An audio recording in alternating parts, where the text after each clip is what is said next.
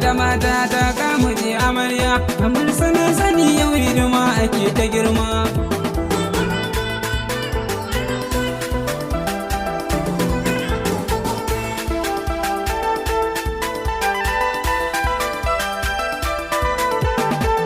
Allahu kaliki kai dare ka gagirana, cikin garuruwa kai da duk wacan gari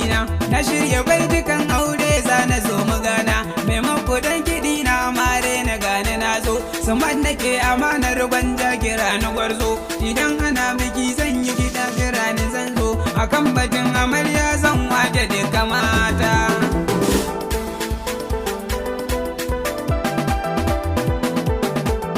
Ana kiɗa kalan na amare na ce ku taso, idan ana batun tsafta to ina su so amarya ga kawaye sun sha ado ki taso, su na gwanja nisan daga tambura da nazo, gidan biki na alfarma yau kwa babu kanzo, ku bar batu na cin kanzo tun daga na nazo, na gwanja ni nake dan kazana akwai amana.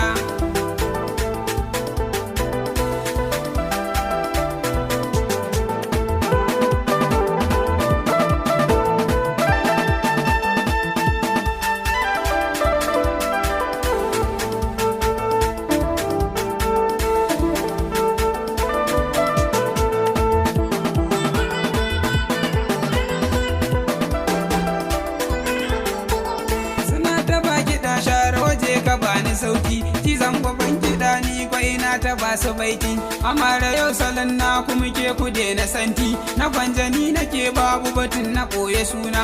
ko kuce su dan kazana da yana nan, me kiɗa na mata ko na ce amare, na gwanja yau kalan kunku nake kiɗa ya dare.